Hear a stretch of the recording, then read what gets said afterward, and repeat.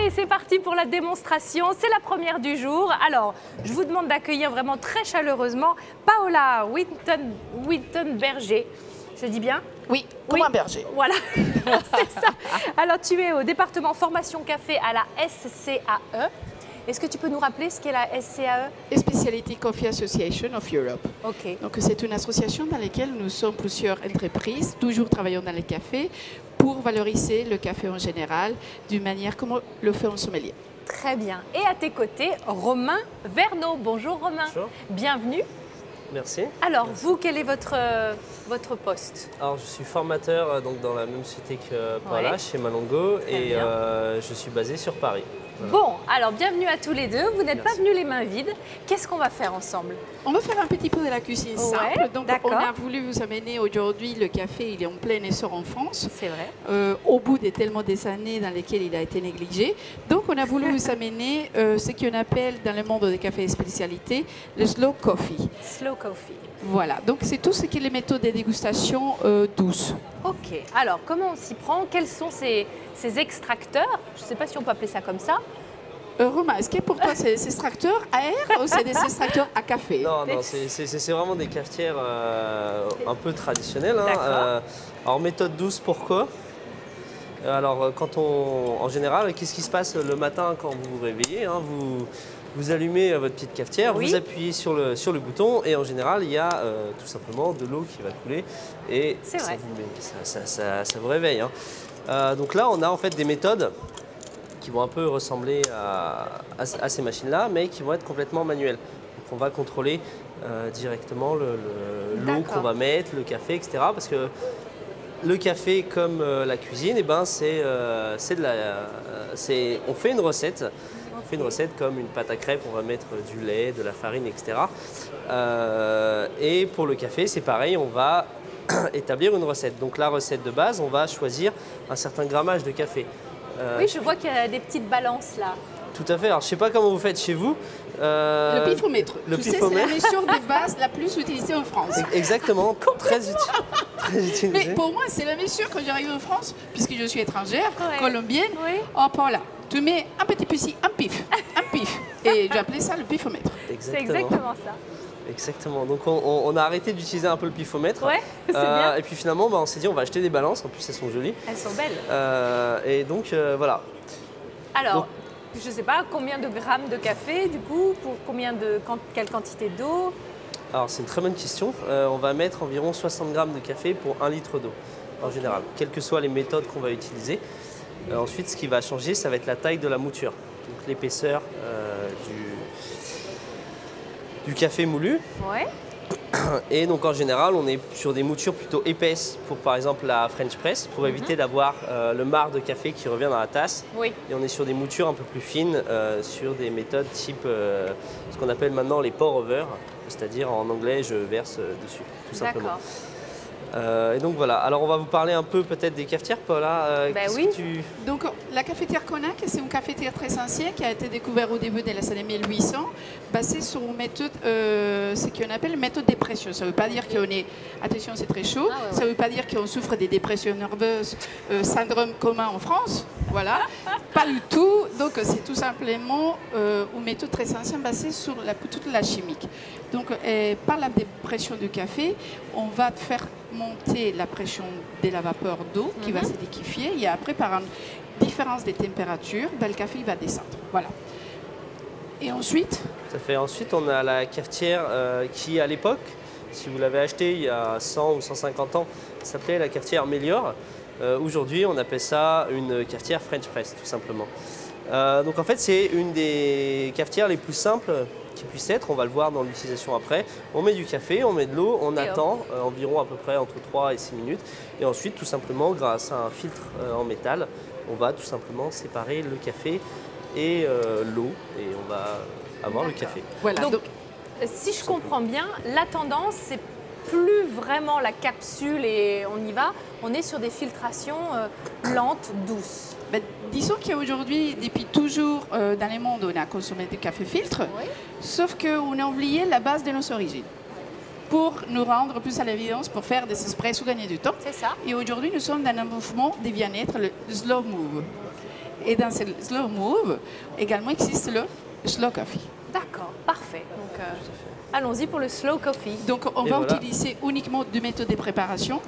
Des méthodes, tout à fait. Et La je Chemex. vous présente très rapidement la dernière cafetière, qui est une cafetière qu'on appelle une cafetière Chemex, qui a été faite par un chimiste allemand dans les années 40. Et c'est une des rares cafetières qui se retrouve aujourd'hui dans un musée, parce qu'on peut la trouver au MoMA à New York. Voilà. Donc si jamais vous voulez une cafetière de musée dans votre salon,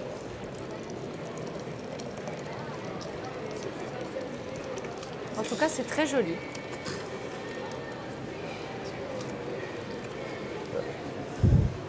Et ensuite, on va passer à la deuxième cafetière. Alors, on pas- n'a pas évoqué la température de l'eau, on Alors, l'a on a- dit?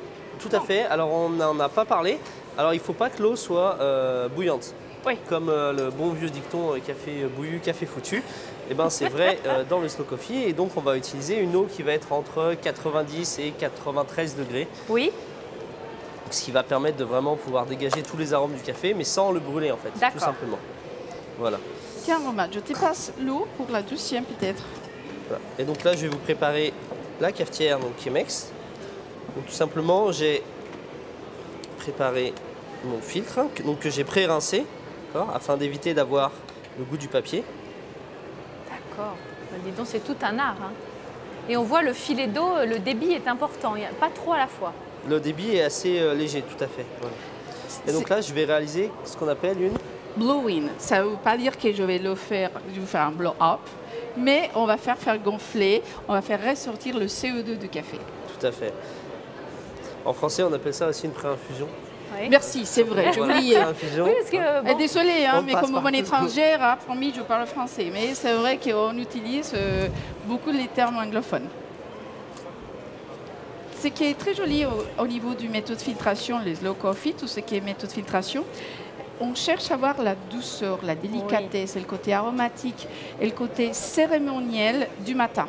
Et dans lesquels on se retrouve encore, comme on le faisait dans les vieilles temps, dans l'époque des tea time ou les tea coffee, Oui.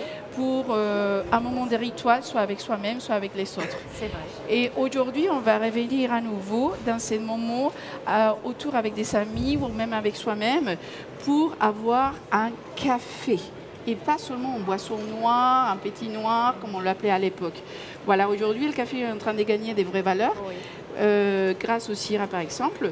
Nous avons aujourd'hui la chance d'y avoir des concours dans la SAE dans lesquels nous mettons en exergue et en valorisation les différentes compétences au niveau du café.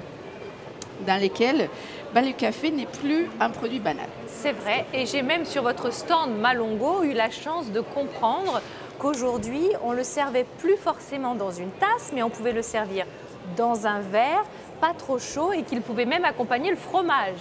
Exactement, parce qu'il faut savoir que la France étant le patrimoine national au niveau de la gastronomie et de l'art de la table, le café a une véritable place pour la simple et bonne raison, puisque la France fait partie des pays qui a apporté beaucoup des connaissances de la biodiversité botanique du produit, puisqu'à la base, nous avons un café qui s'appelle le Bourbon, variété, qui vient à l'origine de l'île de Bourbon, ancien territoire d'antan ou territoire d'antan française. D'accord. Paola, si on veut faire à la maison ces filtrations lentes et douces, quel est le café qui conviendrait le mieux? C'est le café qui nous fasse plaisir. D'accord. Parce que dans le monde, nous sommes plus de 50 pays producteurs de café et dans chaque pays producteur, nous avons différentes variétés. C'est comme aujourd'hui en France, si vous me demandez quel type de vin je peux vous recommander. Ouais, c'est vrai. C'est difficile, hein? Oui. Donc ensuite, il faut qu'on parte sur la diversité de la couleur, du cépage, de l'année, quel type de mélange des cépages, est-ce que c'est un monocépage. Donc c'est pareil pour le café. C'est plutôt en se disant quel type de café j'ai envie de voir pour quelle méthode de préparation et à quel moment de la journée. Voilà, d'accord. Romain, est-ce que nos cafés ils sont prêts? Comme ça, on va faire goûter à 4 heures. Alors la French press est prête, parce qu'on l'a laissé infuser donc pendant 4 minutes. Ouais. 60 grammes de café, 1 litre d'eau, 4 minutes d'infusion. C'est précis. Voilà. Effectivement. Donc là on a choisi de réaliser toutes nos méthodes Bon, avec le même ratio. Et donc on a choisi de faire du 30 grammes de café à chaque fois, Avec un demi-litre d'eau. avec un demi-litre d'eau. Et du coup, c'est toujours 4 minutes. Et du coup, voilà, c'est Oui, toujours ça 4 change minutes. pas l'infusion. hein. Il existe différentes tailles de cafetières aussi, donc qui sont plus ou moins adaptées à l'usage qu'on en a. Bien sûr. Bon alors Paola, avec ou sans sucre? Ben, normalement, c'est comme un champagne. Si tu as un excellent champagne à des qualités exceptionnelles, millésimes, est-ce qu'on va mettre un glaçon pour faire une piscine? Non. C'est quand même un sacrilège, on est Ah d'accord? oui, ou de la crème de cassis. Ah non, Ah non, non. quand même. Bah Ça, voilà. c'est encore pire. Ça, c'est un décès. On tue le produit. Complètement. Donc là, on est pour valoriser le café, sa variété, son origine, les méthodes d'extraction, l'altitude, le travail du torréfacteur, le travail de barista, l'eau. Donc, il faut qu'on fasse un effort de le humer, le sentir, Oui. puisque c'est la première des sensations que nous faisons. Je vais le humer. Voilà. Puisque, rappelons-nous, la seule manière pour pouvoir mieux sentir un produit, il faut que ça soit des particules odorantes qui rentrent par le nez grâce à la voie directe. Et après, on va pouvoir le faire par la rétroolfaction. Attention, je ne vais pas vous rouler le palais. Oui. C'est vrai qu'il est doux. Il est très très doux. Ça, c'est très important parce que jusqu'à maintenant, souvent, dans les cafés des petits déjeuners, comme Romain nous le disait au début, on a voulu, avec l'arrivée de la modernité, la vie à outrance dans laquelle nous cherchons qui a travaillé pour l'argent et plus à travailler pour plaisir ou pour bien vivre avec soi. Donc, nous savons utiliser souvent la machine filtre et on prépare à l'avance depuis la veille le café. Ah oui. Et ça devient pas un véritable rituel, ça devient plutôt un sacrilège pour gagner du temps, pour gagner quelques minutes. Donc on a un café qui est des fois rance, qui est des fois déjà ouvert depuis la veille. C'est comme une bouteille de champagne qu'on laisse ouvert. Oui. Voilà. Elle perd Donc, quand même de son voilà. caractère. Romain, est-ce que tu nous fais goûter le deuxième? Bien sûr. Alors là, on a une cafetière donc Chemex. Et déjà, rien qu'on peut, Voilà, c'est ça. ce qu'on peut voir, déjà rien qu'avec la lumière, sur la cafetière piston, on a un café qui est assez trouble, Oui. assez épais. En fait, on a tout simplement de la matière. Ça vient du fait que un peu de marc de café passe à travers le filtre. Alors que sur la cafetière Chemex, on a un filtre en papier et on a un café qui est beaucoup plus clair Ah oui, et complètement, beaucoup ça plus n'a rien à voir. léger. En fait, on va vraiment se rapprocher sur ce café-là du thé, tout simplement. Et justement, Paola le prend pas mal, mais est-ce que le café ne copie pas un peu les méthodes du thé? Parce qu'on sait qu'autour du thé, il y a toute une philosophie, une cérémonie, presque, oui, un rituel spirituel. on Mais pourrait disons dire. que le thé, nous savons qu'il a le mérite parce que le thé, il ne s'est pas banalisé autant que le café. C'est vrai. Et nous l'avons banalisé le café par sa couleur. Ah ouais.